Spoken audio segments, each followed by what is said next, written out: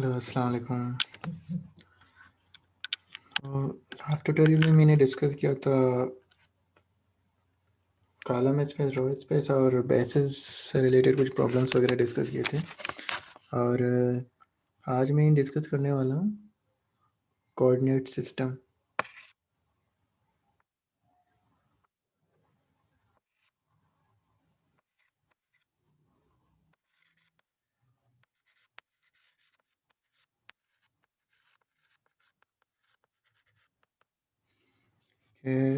Coordinate system ये क्या है और इसका क्या कॉन्सेप्ट है और ऐसा रिलेटेड प्रॉब्लम्स कैसे हो सकते हैं।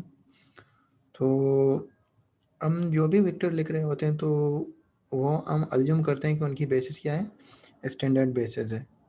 जैसा कि अगर मैं यहाँ पे एक वेक्टर लिख लूँ 2 3 मैंने वेक्टर लिख ली और इसमें मैं जो भी ऑपरेशन वगैरह कुछ भी करूँगा तो इसको मैं अज्यूम कर रहा हूँ कि स्टैंडर्ड बेसिस से। तो इसके अलावा चूँकि ये R2 से मैंने ये लिया हुआ है, ये वेक्टर मेरा R2 से है, तो R2 का जो स्टैंडर्ड बेसिस होते हैं 1 0 0 1 होती है, तो E1 E2 होती है। लेकिन इसके अलावा भी R2 के बेसिस बहुत सारे इनफाइनाइट मैनी बेसिस हो सकते हैं, जैसे ये 2 3 और इसके साथ में दूसरा एक लिख लूँ 4 5। ये दो वेक्टर भी बेसिस होंगे, बेसिस हो सकते हैं, क्योंकि ये दोनों वेक्टर स्पेन कर रहे होते हैं पूरी R2 को। तो मतलब बेसिस तो कुछ मतलब इनफाइनाइट मिली बहुत सारे बेसिस हो सकते हैं। तो इस कोऑर्डिनेट सिस्टम इस वाले टॉपिक्स में ये करेंगे कि कोई भी वेक्टर गिवन हो, इसको स्टैंडर्ड बेसिस अगर स्टैंडर्ड बेसिस से नहीं है, इसको स्टैंडर्ड बेसिस में कैसे लेके आते हैं, कैसे कन्वर्ट करते हैं। और जब कोई वेक्टर स्टैंडर्ड बेसिस से हो और उसको किसी दूसरे बेसिस में कन्वर्ट करनी हो, दूसरे लेट सपोज दूसरे बेसिस को मैं बीटा का नाम दे दूँ, तो उसको बीटा बेसिस में, बीटा कोऑर्डिनेट सिस्टम में कैसे उसको कन्वर्ट करते हैं। बेसिकली इसमें यही कुछ टॉपिक्स हैं कि बीटा बेसिस से बीटा कोऑर्डिनेट सिस्टम से स्टैंडर्ड में कैसे कन्वर्ट करते हैं, स्टैंडर्ड से बीटा कोऑर्डिनेट सिस्टम में कैसे कन्वर्ट करते हैं। तो एक फॉर्मूला है जिससे सारे इस टाइप के प्रॉब्लम सॉल्व हो सकते हैं, जो सर ने फॉर्मूला क्लास में भी डिस्कस की थी। तो इट्स अच्छा, वो फॉर्मूला में लिख लेता हूँ यहाँ पे। वो फॉर्मूला है x equals to P beta beta. अच्छा, यहाँ पे ये जो x है,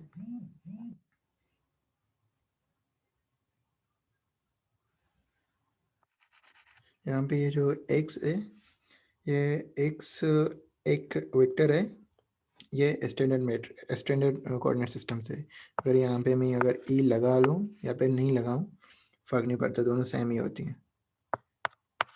स्टैंडर्ड को सिंपली x ही लिखते हैं। तो ये जो x है ये स्टैंडर्ड बेसिस है, और ये वाला जो x है बीटा x, ये बीटा बीटा बेसिस का है।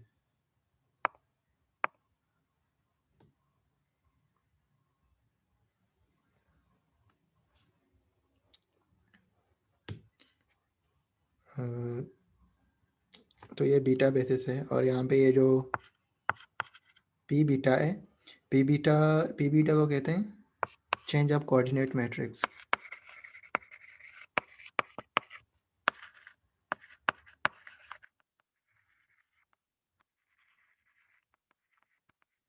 Change of coordinate matrix beta का काम, ये पी बीटा का काम यह होता है कि इसकी मदद से स्टैंडर्ड बेसिस से किसी दूसरी बीटा बेसिस में वेक्टर को कन्वर्ट कर सकते हैं, या फिर दूसरी बीटा बेसिस से स्टैंडर्ड बेसिस में किसी वेक्टर को कन्वर्ट कर सकते हैं।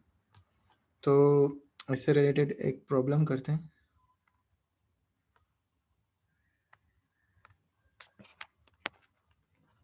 लेट सपोज मेरे पास मैं एक बीटा ले लेता हूँ, एक बेसिस जिसके अंदर जो वेक्टर्स हैं वो कुछ इस तरह -1 2 0 और लेट सपोज 3 -5 2, और एक तीसरी वेक्टर में ले रहा हूँ 4 -7 3। तो ये मेरे पास एक बेसिस है, और एक वेक्टर गिवन है x बीटा इक्वल्स टू -4 8 -7। तो यहाँ पे क्वेश्चन ये है कि ये एक वेक्टर था x, एक x वेक्टर था स्टैंडर्ड बेसिस में, उसी का बीटा बेसिस में ये वाली वेक्टर बन रही है 4 -8 7 ये वाली वेक्टर बन रही है। तो वापस हमें वो कोऑर्डिनेट वो स्टैंडर्ड बेसिस वाली वेक्टर चाहिए। तो वो कैसे फाइंड करते हैं? तो इसके लिए यही फॉर्मूला यूज़ हो जाएगा। तो सिंपली फॉर्मूला में यहाँ पे अच्छा सबसे पहले तो पी बीटा फाइंड करनी है। तो पहले पी बीटा में यहाँ पे लिख लेता हूँ कि मेरे पास पी बीटा क्या है। तो पी बीटा ये जो चेंज ऑफ कोऑर्डिनेट मैट्रिक्स जो हमने लिखा हुआ है, ये बेसिकली होती क्या है, ये एक मैट्रिक्स होती है जिसके अंदर जो कॉलम्स होते हैं, जो वेक्टर्स होते हैं, वो बीटा के ही वेक्टर्स होते हैं। तो बीटा के वेक्टर्स यहाँ पे क्या है, -1 2 0 और 3 -5 2 4 -7 3। तो ये पी बीटा हो गई। तो हमें फाइंड करना है यहाँ पे एक्स क्या है, स्टैंडर्ड बेसिस पे स्टैंडर्ड कोऑर्डिनेट सिस्टम में वो वेक्टर है। तो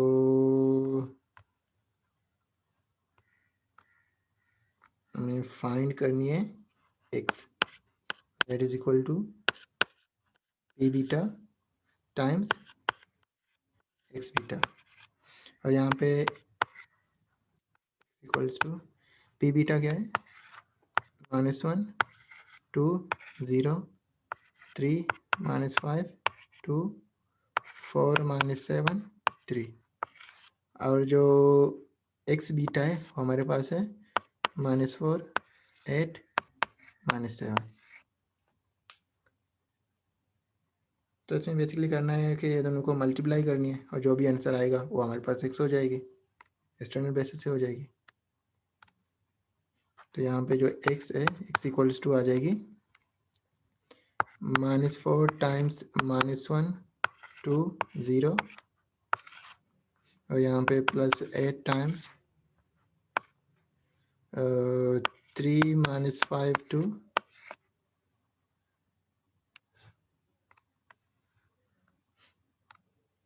और -7 टाइम्स 4 -7 3। अगर इसको मैं मज़ीद सिंप्लीफाई यहाँ पे कर लूँ, ये हो जाएगी 4 8 0, और ये हो जाएगी +24 -40 40, और यहाँ पे +16, और यहाँ पे हो जाएगी -28 +49 -21।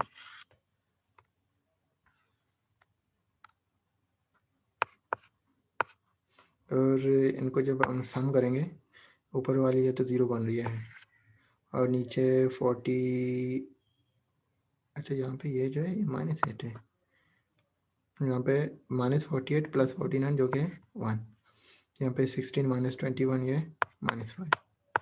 तो मतलब वो वेक्टर क्या थी, बेसिकली वो वेक्टर एक ये 0 1 -5 थी, जिसका बीटा एक्सिस पे जो एक्स बीटा जो वेक्टर बन रही थी वो एक्स बीटा बन रही थी, जो ऊपर गिवन थी ऑलरेडी। तो एक तो क्वेश्चन इस तरह हो सकती है कि आपको एक्स बीटा गिवन हो और बेसिस गिवन हो, आपसे स्टैंडर्ड बेसिस पे जो वेक्टर है वो फाइंड करनी हो, तो इसको इस तरह सिंपली फाइंड कर लेते हैं।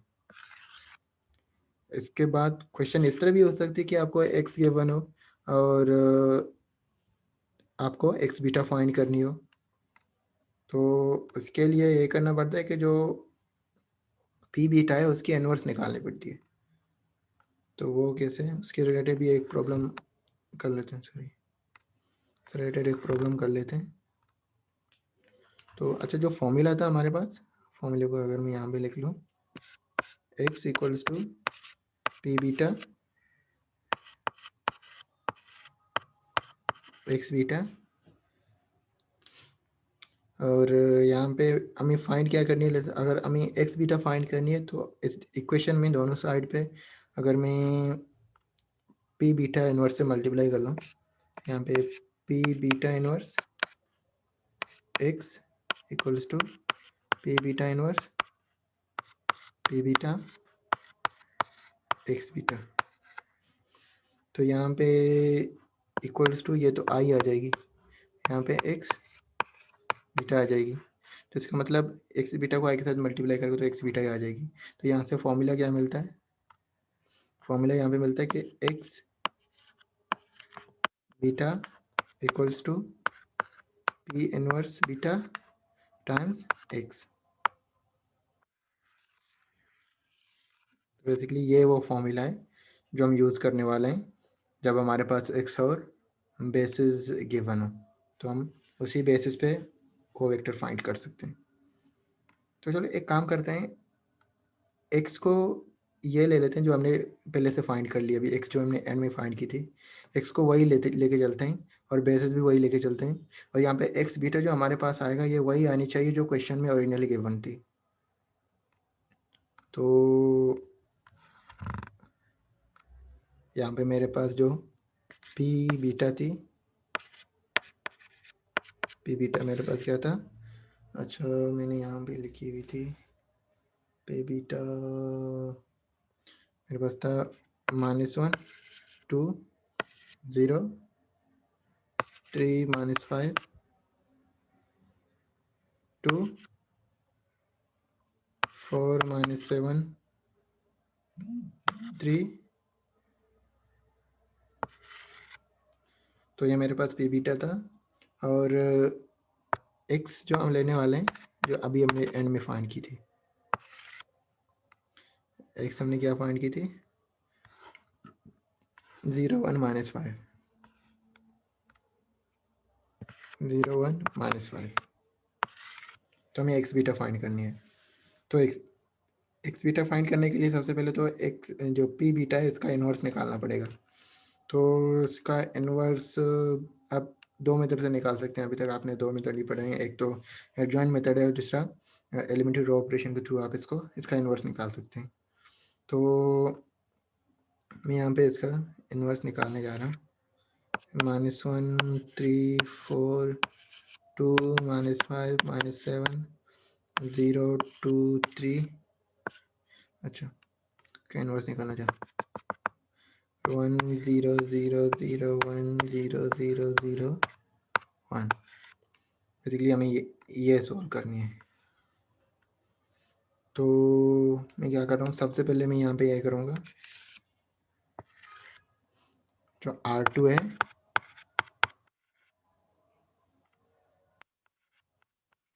R2 plus 2R1। तो यहाँ पे फर्स्ट में तो कोई चेंजेस नहीं आएगी, 3 4, यहाँ पे 1 0 0, यहाँ पे ये तो 0 हो जाएगी, यहाँ पे ये बन जाएगी 1, यहाँ पे ये भी 1 बन जाएगी और यहाँ पे ये बन जाएगी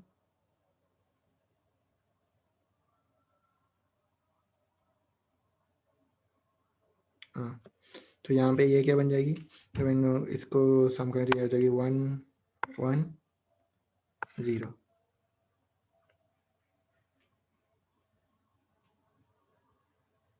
सॉरी यहाँ पे 1 नहीं बनेगी, 2 बननी चाहिए, 2 से मल्टीप्लाई करें, हाँ सॉरी यहाँ पे 2 हो जाएगी, सही है। और तीसरी पे कोई चाहे वो ऑपरेशन नहीं हुई तो वो सेम ही रहेगा, 0 0 1 आ गई। अच्छा इसके बाद ऑपरेशन क्या करेंगे, जो अच्छा पहले तो -1 को पॉजिटिव कर लेंगे, तो यहाँ पे R1 = माइनस टाइम्स R1, तो यहाँ पे हो जाएगी 1 -3 -4 -1 0 0, यहाँ पे 0 1 1 2 1 0 0 2 3 0 0 1। तो ये आ गया। अभी नेक्स्ट काम हमारा ये है कि जो ये जो 1 है, 1 के ऊपर नीचे हमें 0 करनी है। तो इस 1 के ऊपर नीचे 0 के जो ऑपरेशंस हैं वो कर लेते हैं।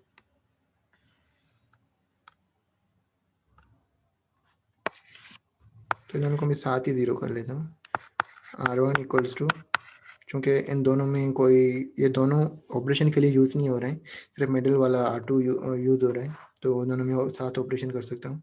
R1 plus 3 times R2, and R3 equals to R3 minus 2 times R2. तो यहाँ पे तो 1 है, यहाँ पे ये 0 आ जाएगी, यहाँ पे ये आ जाएगा -1, और इसके बाद एक मिनट,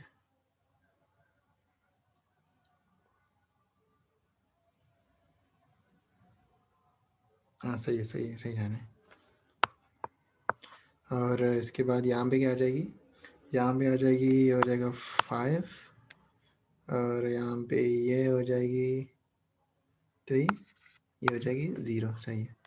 इसमें कोई चेंजेस नहीं हुई, 1 1 2 1 0, इसमें चेंजेस है, ये 0 हो जाएगी, ये वाली भी 0 हो जाएगी। तो यहाँ पे क्या बचेगा, यहाँ पे बच रहा है 1, और यहाँ पे हो जाएगी -4, यहाँ पे -2, और यहाँ पे एंड में 1 बच रही है, सही है।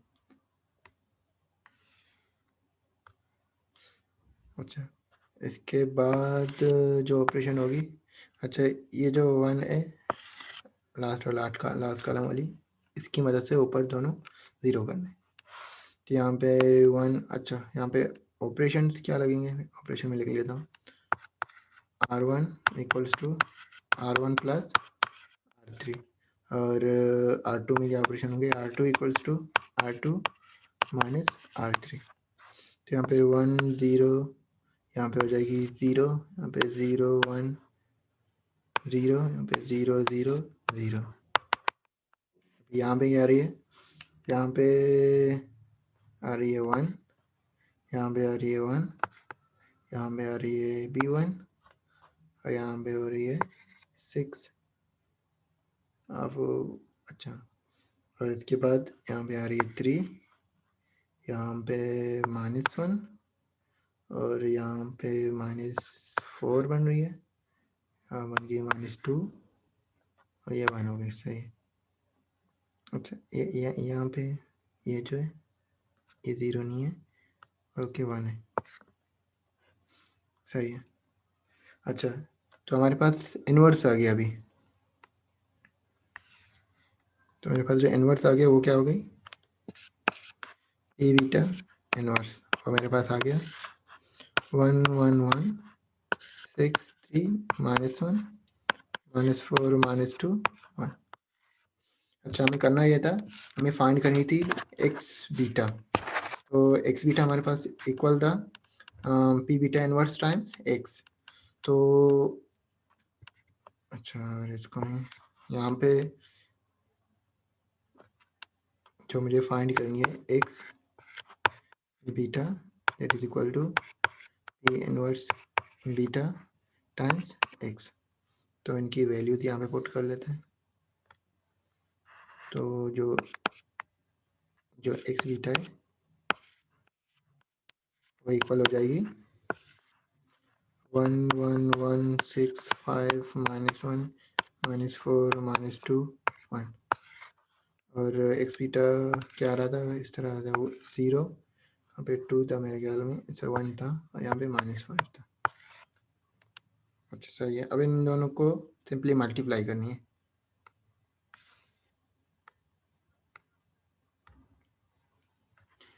तो यहाँ पे पहला तो यहाँ पे 0 आ जाएगी, 0 टाइम्स 1 6 -4, यहाँ पे +1 टाइम्स 1 5 -2, यहाँ पे -5 टाइम्स 1 -1, नीचे ये भी 1 है 1।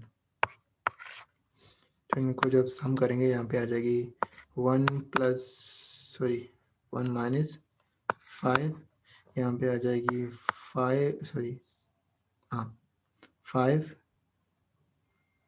+5 सॉरी, यहाँ पे एक मिनट,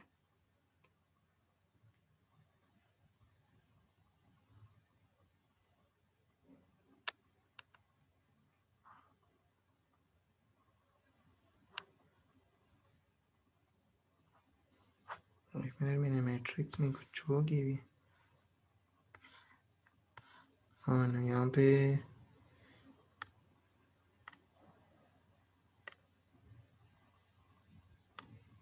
ये जो है ये 3 है, क्लियरली मैंने लिखा नहीं था, फिर मैं 5 पे चला गया था। तो ये भी 3 है, इसके बाद नीचे ये भी 3 है, और यहाँ पे 1 माइनस 5 यहाँ पे हो जाएगी, फिर 3 माइनस -5, ओके, प्लस 5 हो जाएगी, 5, और यहाँ पे -2 -5, इसको जैसे हम करेंगे यहाँ पे -4 आ जाएगी, यहाँ पे 8 आ जाएगा, फिर -7, तो एक्स बीटा क्या हो जाएगी। इस तरह आप स्टैंडर्ड मैट्रिक्स से बीटा, स्टैंडर्ड जो बेसिस है उससे बीटा बेसिस पे किसी वेक्टर को कन्वर्ट कर सकते हैं। तो यहाँ पे देखें, ये जो वेक्टर आई है एक्स बीटा, ये एक्जैक्टली वही आनी चाहिए जो क्वेश्चन में ओरिजिनली भी था, जो -4 8 -7, -4 8 -7 -4 8, तो ये देखें यहाँ एग्जैक्टली वही आ रहा है।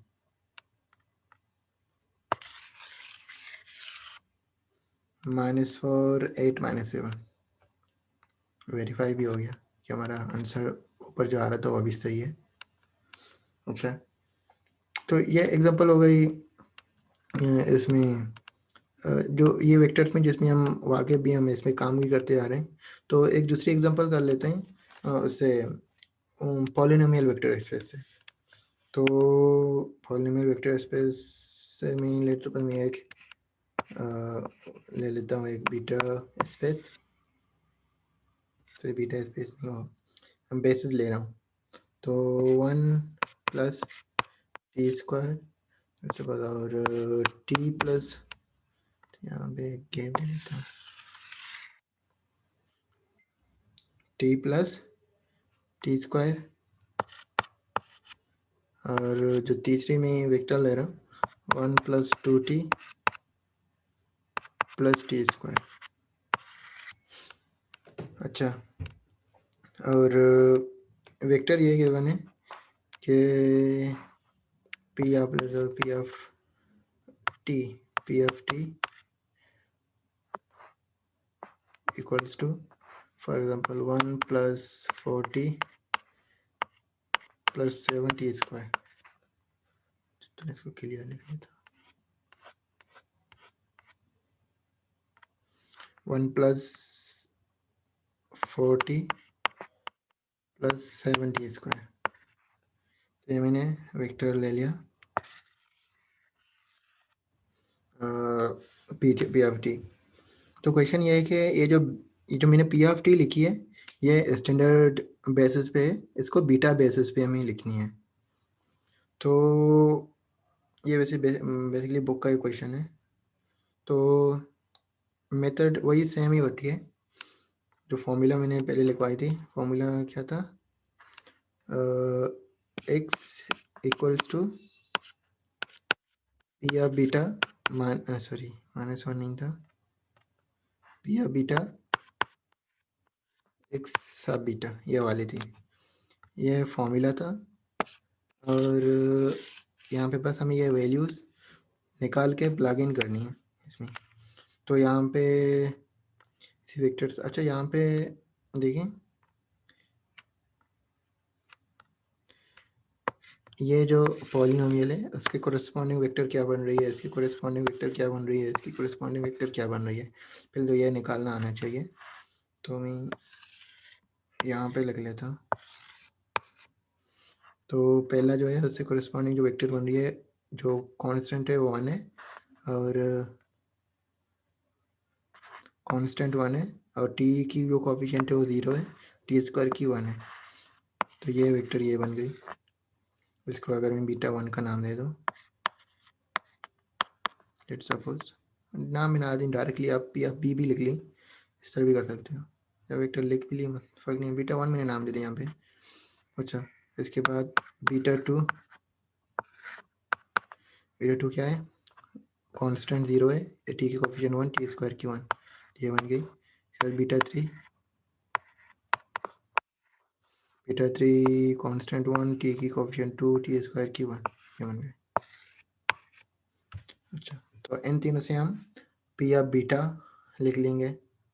तो टी ऑफ बीटा क्या हो जाएगी यहाँ से, दिस इम्प्लाइज पी ऑफ जो बीटा है वो आ रही है इन्हीं की, ये जो वेक्टर्स बन रहे हैं जो मैंने पहले भी कहा था, बेसिस की जो वेक्टर्स हैं उनका collection basically P of B होती है, चेंज ऑफ कोऑर्डिनेट मैट्रिक्स। तो यहाँ पे 1 0 1 और 0 1 1 और 1 2 1, ये पी ऑफ बीटा हो गई हमारे पास। तो देखो पी ऑफ टी को भी साथ लिखते जाएंगे। जो पी ऑफ टी जो हमें गिवन है वो क्या है, 1 4 7, किसी को ही कन्वर्ट करनी है हमें।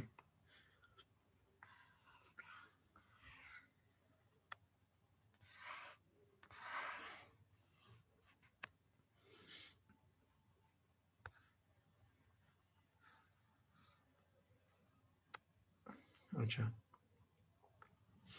तो हमें फाइंड क्या करनी है, हमें इस वेक्टर का बीटा एक्सिस पे वो वेक्टर फाइंड करनी है। इसका मतलब हमें एक्स बीटा फाइंड करनी है। जो मेरे पास फॉर्मूला, पर इसका फॉर्मूला क्या हो जाएगा, x beta equals to P beta inverse x. या फिर से यहाँ पे इनवर्स निकालनी पड़ेगी। तो चलो इसको सॉल्व कर लेते हैं। तो ये फॉर्मूला यूज़ करेंगे, इसके लिए हमें चाहिए पी बीटा इनवर्स चाहिए। तो एक हमारे पास ये जो एक्स है, x basically P of T है हमारे इस केस में। अच्छा, तो पी ऑफ पी बीटा इसकी इनवर्स, इसका इनवर्स फाइंड कर लेते हैं। तो यहाँ पे मैट्रिक्स लिख लेता हूँ, 1 0 1 0 1 2 1 1 1 1 0 0 0 1 0 0 0 1। इसका इनवर्स फाइंड करेंगे वही ऑपरेशन सारे करके। तो ये बुक का है तो मेरे घर में इसकी इनवर्स मैंने लिखी थी, इसका इनवर्स में डायरेक्टली लिख लेता हूँ क्योंकि प्रोसीजर वही सेम है। तो मैं यहाँ पे डायरेक्टली इसका इनवर्स ही लिख लेता हूँ मेरे पास। ठीक है, सॉरी।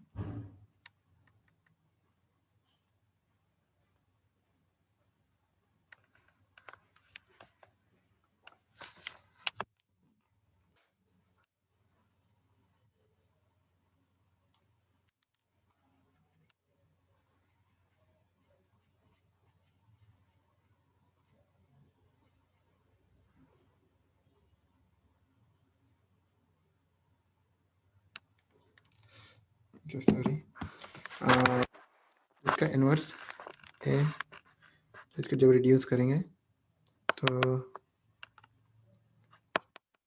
ये आ जाएगी यहाँ पे 1 0 0 0 1 0 1। फिर यहाँ पे सॉरी ये वाली लाइन को मिटा देता हूँ मैं, और यहाँ पे बन रही है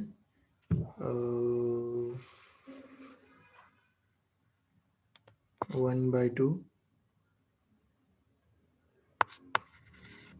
1/2 और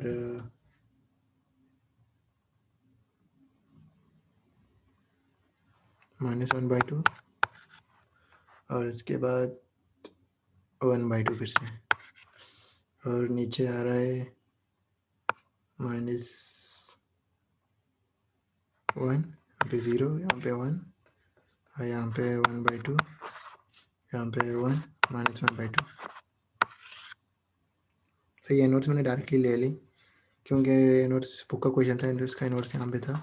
तो मुझे कॉन्सेप्ट यहाँ पे बताने कि इस तरह के प्रॉब्लम किस तरह सॉल्व करते हैं। तो इनवर्स से ईजी है, वैसे भी इस तरह का एक इनवर्स मैंने पहले वाले क्वेश्चन में भी निकाला था, तो आप इजीली निकाल सकते हैं, इतना मुश्किल नहीं है।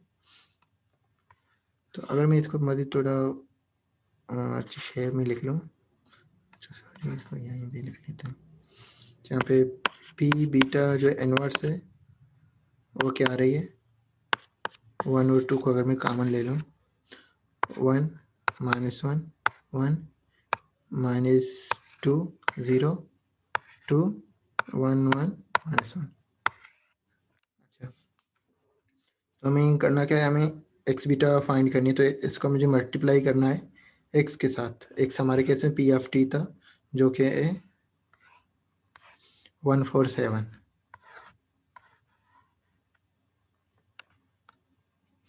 और पी ऑफ जो टी है, जो एक्स इसको कंसिडर करते आ रहे हैं, कंसिडर करें यहाँ पे 147, इन दोनों को मल्टीप्लाई करेंगे।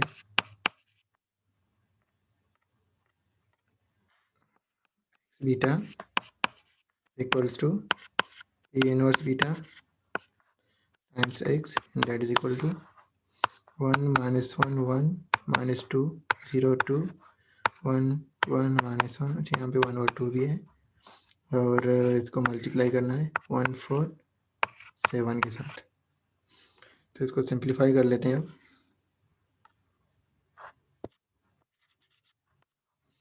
तो 1 और 2 को पहले यहीं पे रहने देते हैं। तो ये हो जाएगी, 1 को मैं मल्टीप्लाई कर रहा हूँ, तो ये हो जाएगी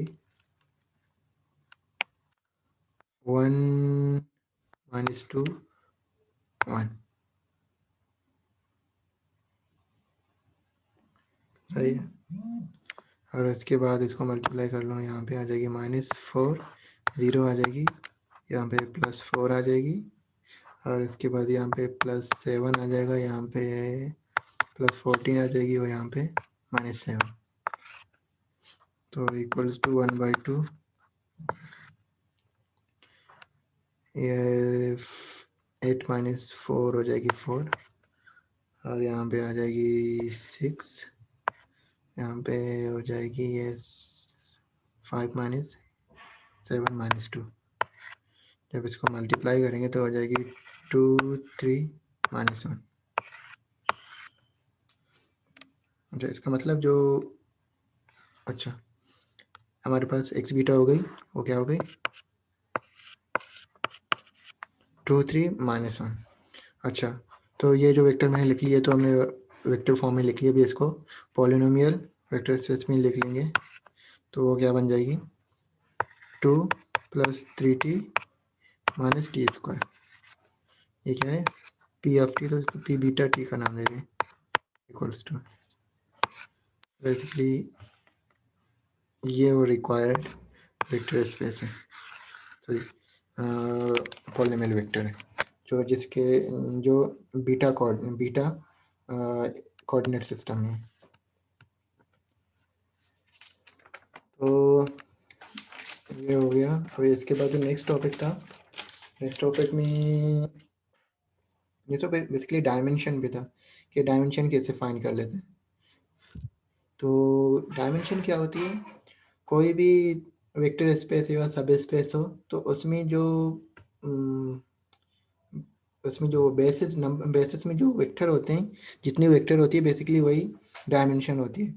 अगर किसी वेक्टर स्पेस की जो बेसिस हैं, उसके अंदर वेक्टर अगर 2 है, तो उसका मतलब उसकी डायमेंशन 2 हो गई, 3 है तो डायमेंशन 3 हो गई। तो डायमेंशन बहुत ही सिंपल है, इसका मैं एक कुछ एग्जांपल करते हैं इसके।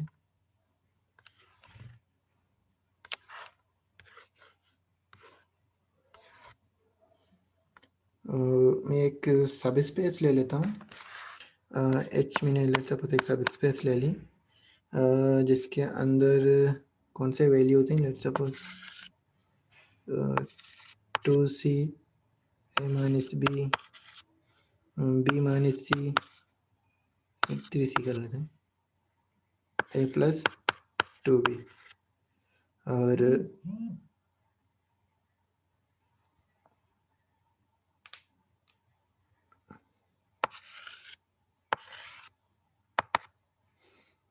ए बी और सी क्या है, ये बिलोंग कर रहे हैं रियल नंबर से।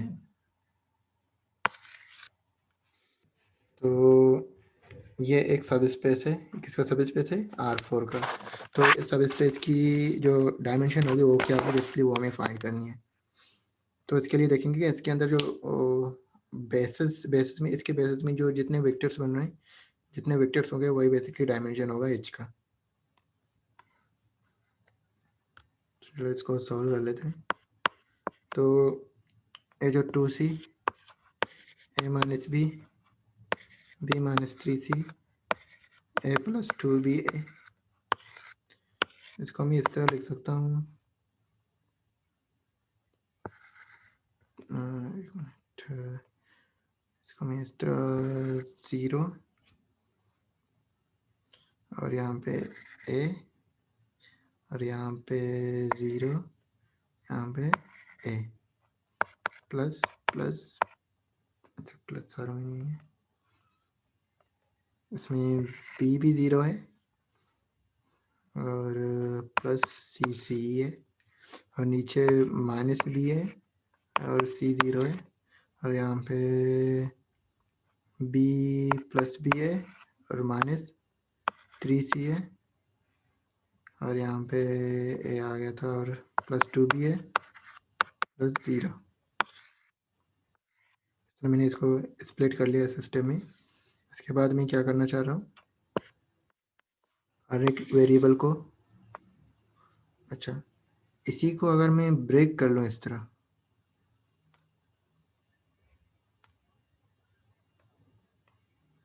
यहाँ पे ए वेक्टर ये बना लिया, बीच में समीशन का साइन लगा के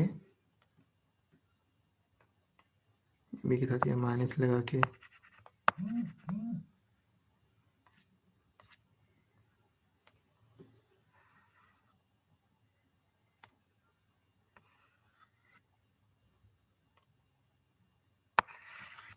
यहाँ पे सम लगा के ये कर लो और यहाँ पे उसको भी इसी तरह ट्रीट कर लो।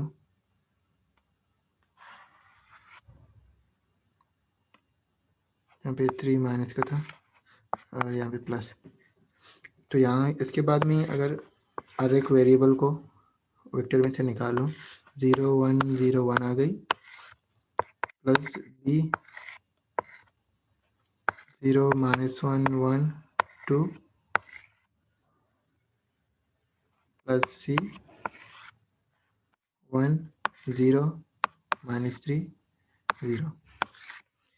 यहाँ पे देखें ये इन तीन वेक्टर्स के लीनियर कॉम्बिनेशन है, ये वाले वेक्टर स्पेस के H।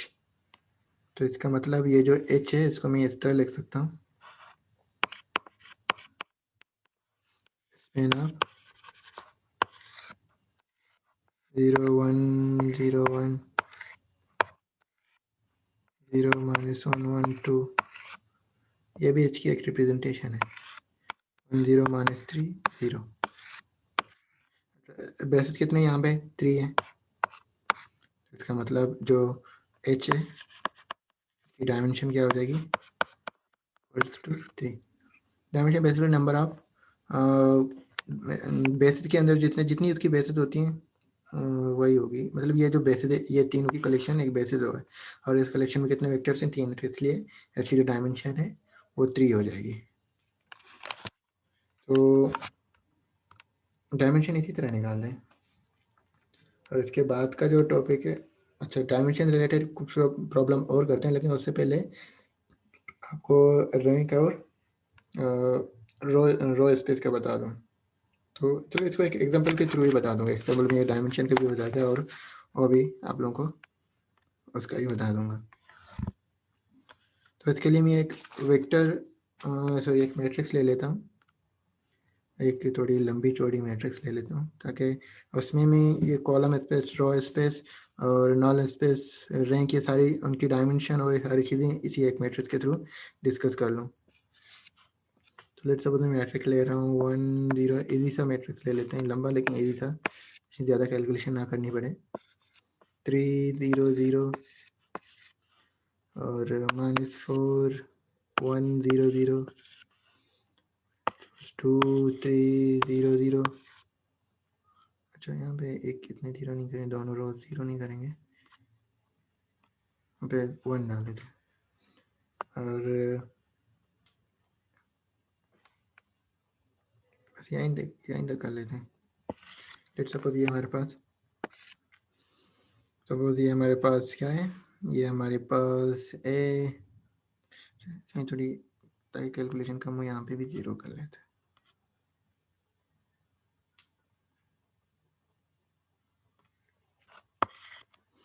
अच्छा, ये एक मैट्रिक्स है। तो सबसे पहले इस मैट्रिक्स का हमें कॉलम स्पेस निकालना है, उसकी डायमेंशन बतानी है। इसी का नल स्पेस निकालना है, उसकी डायमेंशन बतानी है।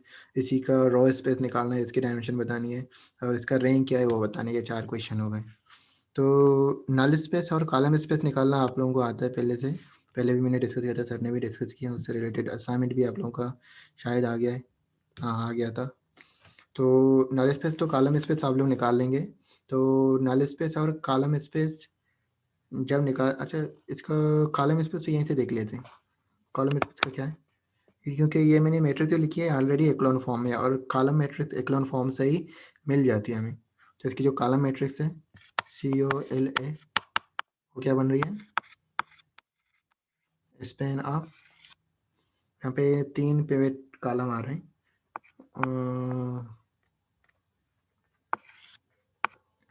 1 0 0 0, जो दूसरी वेक्टर है, -4 1 0 0,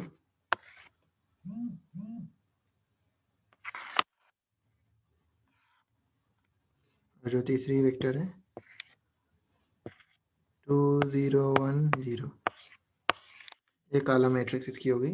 तो कॉलम मैट्रिक्स में जो बेसिस हैं, बेसिस इन तीनों का सेट है। तो यहाँ पे कितने वेक्टर्स हैं, 3 हैं। तो इसका मतलब कॉल ए की डायमेंशन क्या हो जाएगी, डायमेंशन ऑफ कॉल ए वो हो जाएगी 3 हो जाएगी। तो कॉल ए की डायमेंशन हो गई। इस तरह नल ए का निकाल लेते हैं। नल ए की भी एक ही 2 ऑपरेशन करने हैं, इसके बाद फिर निकल जाएगी।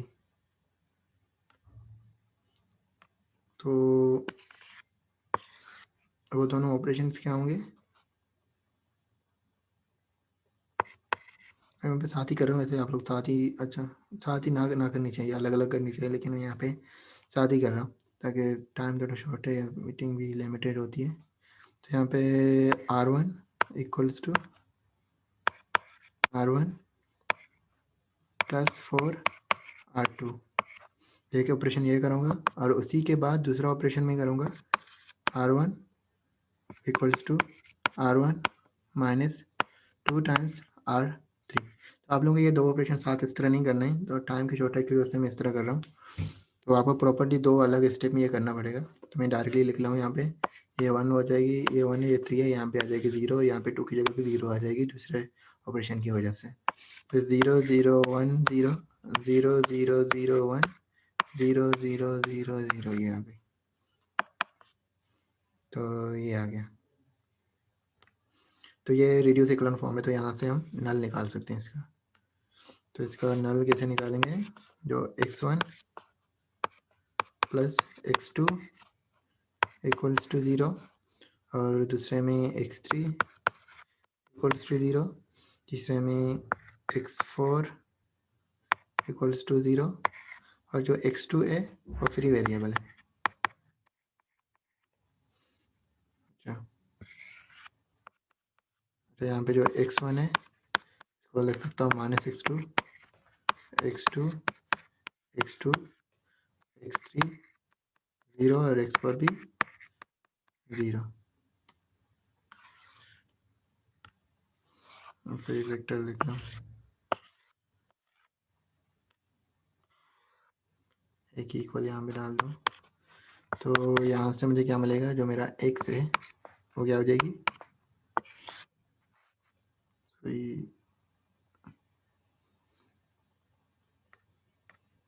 इसको x नहीं कहूँगा क्योंकि ये मैंने निकाली है, तो इसकी नल हो जाएगी।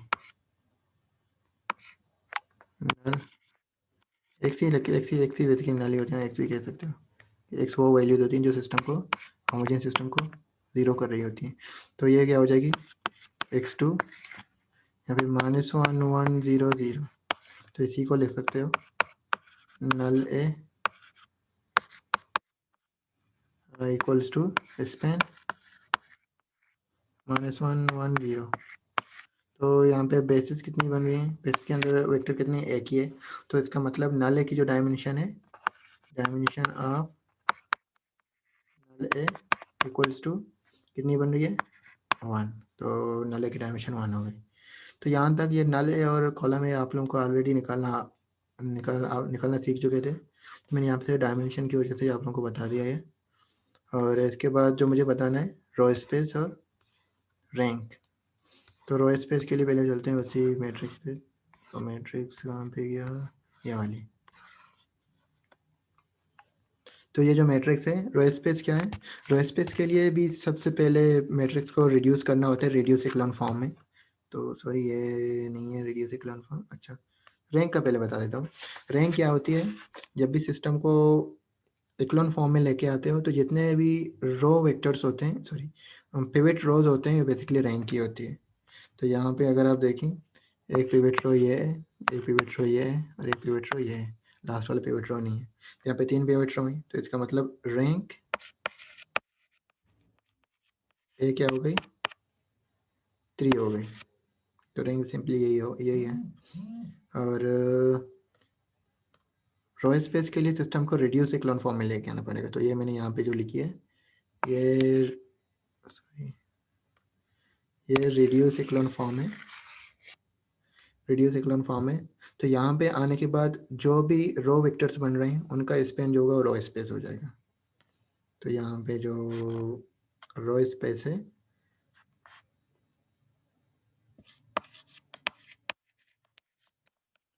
वो क्या बन रही है, स्पेन जो 3 जो रोज हैं, 3 0 0 0 0 1 0 और यहाँ पे 0 0 0 1। तो रो स्पेस में कितने रो स्पेस की जो बेसिस हैं उसमें कितने वेक्टर्स हैं, 3 है। तो इसका मतलब जो रो ए की डायमेंशन होगी, डायमेंशन ऑफ रो है, वो क्या है बेसिकली 3 बन गई। सही है। तो ये हो गया डायमेंशन कैसे फाइंड करते हैं, और रो स्पेस का भी बता दें कि रो स्पेस कैसे फाइंड करते हैं, और रेंज क्या होती है ये भी बता दिया। अच्छा, ये डायरेक्टली भी आइडेंटिफाई कर सकते हो। जब भी आपको आप यहाँ पे रिड्यूस में आ गए ना, सॉरी इक्लोन फॉर्म में आ गए ना, वहाँ से पता चल जाता है कि इन ये चारों जो 4 जो मैंने बताए थे सॉल्व करके, ये बगैर उसके भी सॉल्व किए भी आप डायमेंशन बता सकते हैं। तो इक्लोन फॉर्म मेरा यहाँ तक आ गया था। तो ये मेरे पास इक्लोन फॉर्म थी। तो इक्लोन फॉर्म में जितने पिवट कॉलम्स होते हैं वो कॉलम स्पेस की डायमेंशन होती है। तो यहाँ पे 3 कॉलम है, यहाँ पे 3 ये 1 या ये 2 ये 3 पिवट कॉलम बन रहे हैं। तो डायमेंशन जो कॉल ए की डायमेंशन 3 हो जाएगी। जो कॉल ए की डायमेंशन है वही रो स्पेस की भी डायमेंशन होगी। तो डायमेंशन ऑफ रो ए ये भी 3 हो गई। और जो नल है वो फ्री वेरिएबल, जितने फ्री वेरिएबल होती हैं तो वही डायमेंशन होती है नल ए की। तो यहाँ पे ए की फ्री वेरिएबल है, ये बेचारा एक ही है जिसको मैं यहाँ से लेट से कर रहा हूँ। तो ये फ्री वेरिएबल हो गया, और इसलिए इसके जो नल है उसकी जो डायमेंशन है वो 1 ही होगी। और रैंक भी यहीं से पता लग रहा है, कितने रो पिवट रोज हैं, जितने पिवट रोज हैं वो भी रैंक हो गए। तो यहाँ तक आज का ट्यूटोरियल मैं ख़त्म कर लेता हूँ, और उसके बाद का जो जो सर पढ़ाएंगे फिर वो नेक्स्ट ट्यूटोरियल में डिस्कस करेंगे। तो आज के लिए इतना काफ़ी। अपना ख्याल रखिए। अल्लाह हाफिज़।